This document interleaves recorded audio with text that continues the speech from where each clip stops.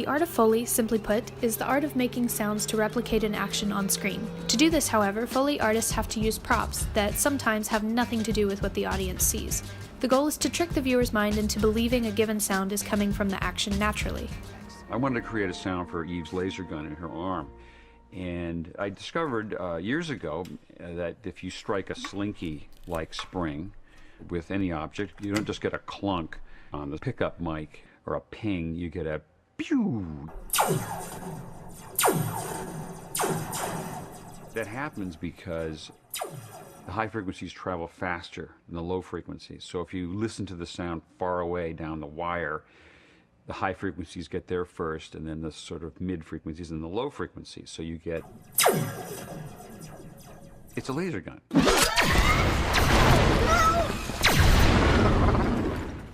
Foley comes in when unique sounds need to be made to enhance a film's atmosphere and make the image more believable to an audience.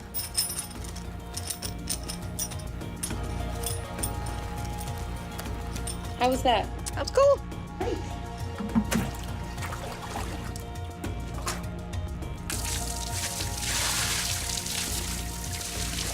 So I'm going to play it back all together and see what we've got.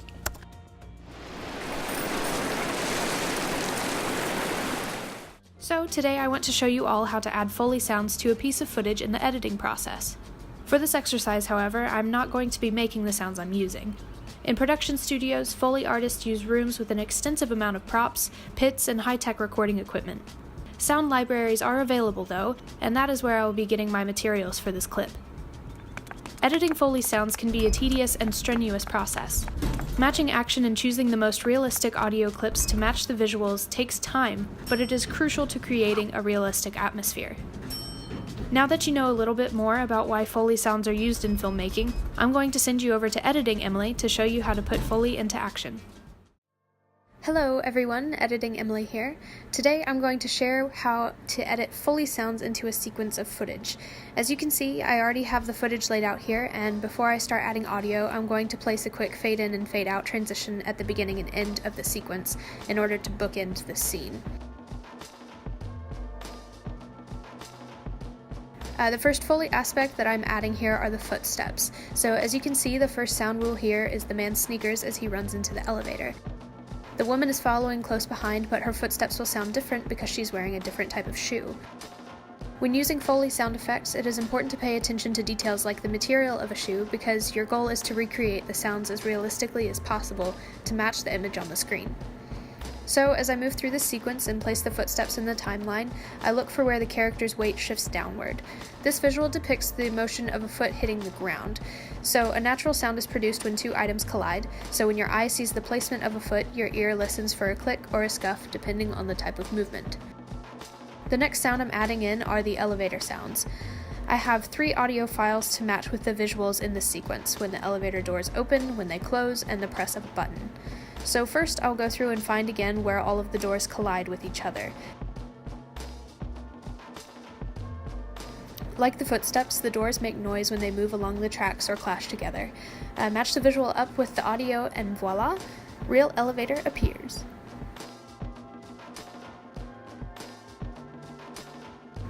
As I put these audio clips down, you can see that I'm adding in some fade transitions to the beginning and end of each clip. This helps to integrate the sound into the rest of the mix. The audio files I'm using for the elevator sounds have a hollow, deep, kind of airy room tone to them, but by adding in the fade transitions, the overall sound of the clip balances with the other Foley noises. Now here comes the fun part, when this woman presses the elevator button about 5 times in the span of maybe a second and a half. In order to line these up correctly, I might use markers, which are these little green arrows that appear above the timeline. I can place a marker where her finger hits the button in the visual, and then later I can add the audio clip at that point where the marker is holding.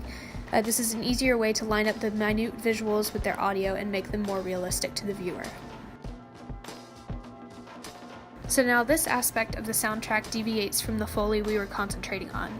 I'm adding in some ambience, like cityscape sounds or the elevator's hollow echoing room tone as mentioned before. This enhances the setting and makes the location more believable to an audience. Again, I used some fade transitions to integrate the ambience tracks into the mix.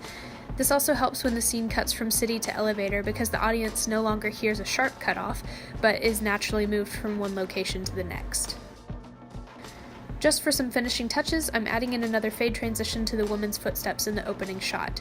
As the sound of running footsteps fades in, the audience is tricked into believing the woman is running up to the frame from a distance, when in reality she was probably waiting just behind the camera to jog into shot. Now sit back and relax to watch the final edited sequence, Foley, ambience, and all.